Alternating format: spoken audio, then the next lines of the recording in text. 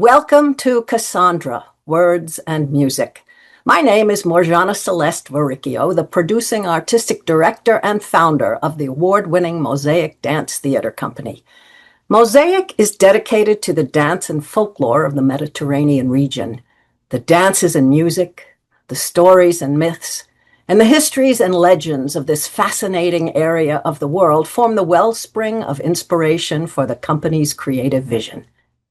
In this new 8-episode series, Cassandra Words and Music explores some of the words and music and the whys and wherefores of them in Mosaic's production of Cassandra, an ongoing tragedy.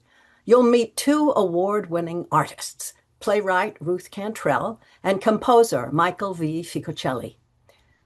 Ruth Cantrell has had her works produced throughout the U.S., Canada, the UK, Germany, and Australia. Ruth is a member of the Dramatist Guild. Her Theatre for Youth scripts are published by Youth Plays. Michael V. Ficocelli has studied the different forms of international music and incorporates those sounds into his exciting score for Cassandra. His awards include Lehman Engel Award for Musical Theatre, ASCAP Awards Prize. His work From Death to Hope, commemorating victims of the Holocaust, was performed at Auschwitz, Poland, and Dachau, Germany. So much happens before a theatrical work reaches the stage, and we are excited to share with you just how some of it happens. Thanks for tuning in, and now let's talk about Cassandra. Hello, and welcome to episode 1 of Cassandra, Words and Music. We begin with the words, where it all began. Playwright Ruth Cantrell joins me to share how some of the elements of her play, Cassandra, an Ongoing Tragedy, came about. Ruth, in the prologue, after you give us an opening scene filled with the evils that Pandora released, you introduce Cassandra.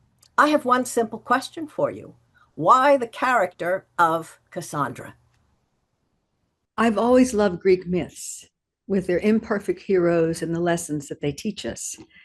Cassandra's myth has always fascinated me. She's a tragic figure, a chaste princess of Troy whom Apollo desires, and so he gives her the gift of prophecy, hoping to win her favor. But because she refuses his sexual advances, he is enraged. But he does, rather than taking away her gift, he does something that I think is crueler.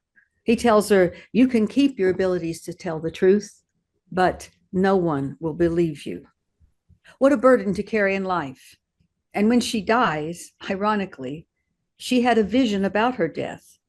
And she told her captive lover Agamemnon that if they returned to Mycenae, he would die, as would she. But he doesn't believe her, and they are both murdered by Clytemnestra, his wife, and her lover.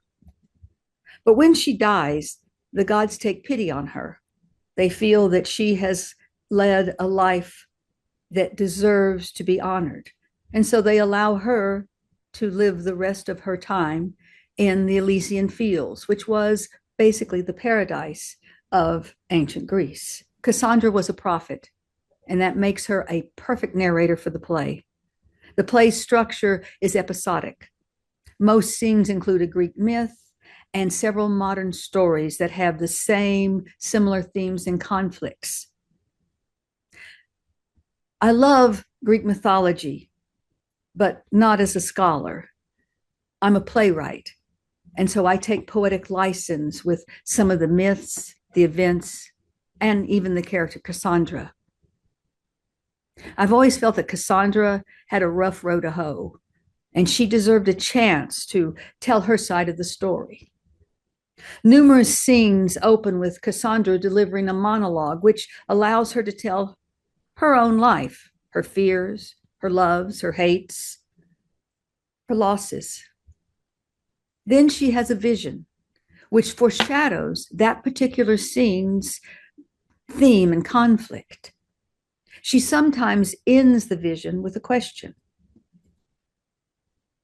Cassandra is depicted as light, reminiscent of the oracles at Delphi. and a voiceover. And that voiceover gives her an ethereal presence. I've enjoyed getting to know Cassandra, and I know there's a lot more I don't know. But I think she's the perfect narrator for my play. Thank you, Ruth. There's so much we can learn from the study of classical mythology. Stay with us as we learn about the music from Mosaic's production of Cassandra, an ongoing tragedy. Hello, and welcome to the music portion of Cassandra Words and Music. Composer Michael V. Ficocelli joins me to give us some insider information on the music he composed for Mosaic's production of Cassandra Words and Music. Mike, the prologue opens with Pandora opening the box that she was not supposed to touch. Your composition, Troubles and Vices, is the first piece of music you composed for Cassandra. How did it come to be? We all know the story of Pandora's box. Pandora opens this box and out come all the evils, the trials and tribulations of mankind. When I'm composing music, I see images, and these images inform the music, and I get to work with my musical paintbrush. In this first part of Troubles and Vices, the images are emanating from the box, and I start with a pianissimo and try to find some mysterious sounds. We're not quite sure what these images are. And then by the end of the intro, it's a fortissimo. It's a very loud sound, and I try to find the evilest of sounds that I can to evoke that sense of evil that's coming out of this box. And it sounds like this.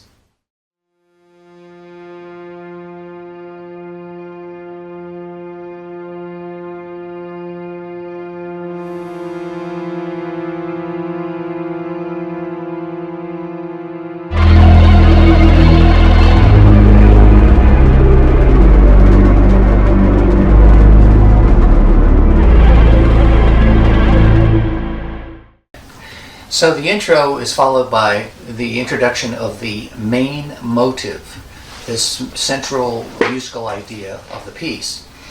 And it's simply a four-note pattern. Sounds like this. Now some of my composer friends might find this slightly amusing is, when I open up some of these notation programs, a lot of times I just want to see, is it functioning correctly? So I put 4 random notes into the first measure, in this case 4 quarter notes, to see if it's working, and it worked. Little did I know that this would become the main motive of the whole piece. It would become almost like the musical exoskeleton, and it would enter into all of the themes of the characters in the play. So yes, to my surprise, that is what happened. It is then echoed by an instrument called the nodoswarm. I chose instrument sounds not so much for historical accuracy, but more for their ability to communicate emotion and create mood. The nodoswarm has Hindu roots and is mainly heard in India, but the strength of its double reed sound is very effective. The aulus tibia of ancient Greece, a reed instrument, doesn't have quite the same emotive effect, and therefore I decided to go with a nodoswarm. And this is what that section sounds like.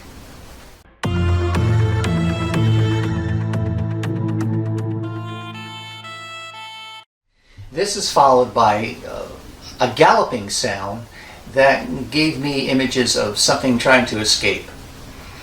And then once again it was followed by the nodoswarm played in an unconventional way, very randomized. I used a lot of randomization in Troubles and Vices to show the confusion, to show the fact that something terrible is happening. So when we hear this particular sound, this nodoswarm played in this unconventional way throughout all of Troubles and Vices, it's telling us that there's the presence of evil or danger. And here's what it sounds like.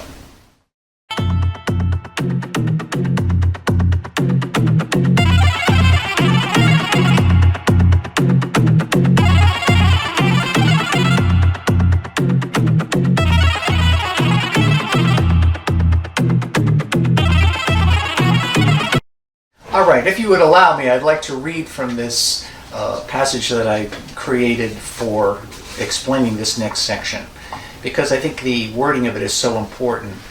A recurring theme throughout Cassandra is the victimization of innocent women and children, the collateral damage of men's violent and aggressive actions. Now, this is not to stereotype all men as violent aggressors and all women, children, as victims, but we'll experience patterns of this nature throughout Cassandra as it hones in on specific historical events. I call this next section The Anguished Mothers. So what I did is I sampled some female sounds that I found. I thought they were very evocative.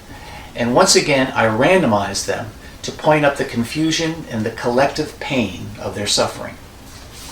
And this is what it sounds like.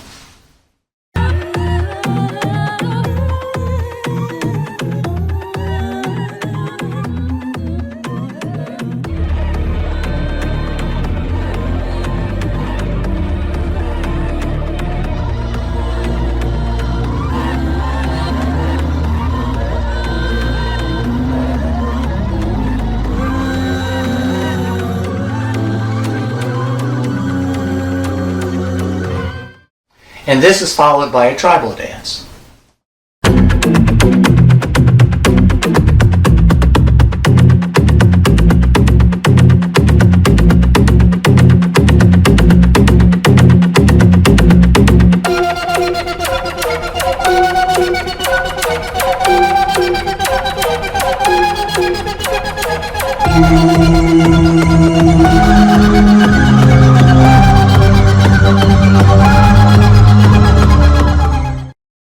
So as the music builds, I once more bring the Nada Swarm in, and then I quote from Mussorgsky's Night on Bald Mountain. I thought, given the material, it was very appropriate. So this is my interpretation of Night on Bald Mountain. See if you could hear it in this passage.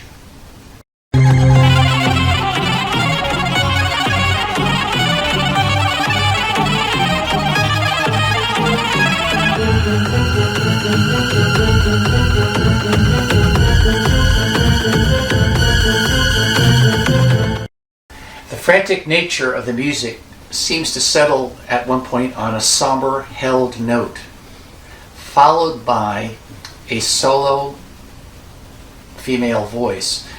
And it was a sampled voice, and when I heard it, it spoke to me as a mother's anguish and a plea for the violence to stop.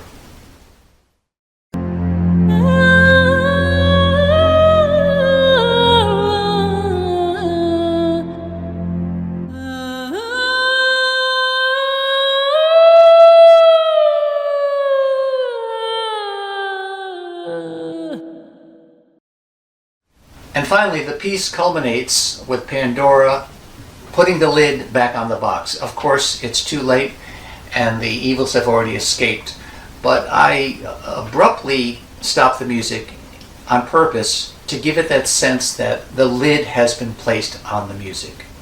Here it is.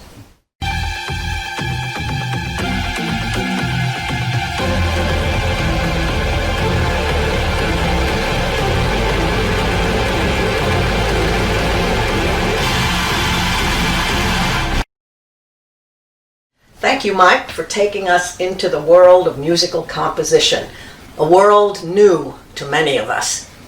Join us again soon for episode 2 of Cassandra, Words and Music.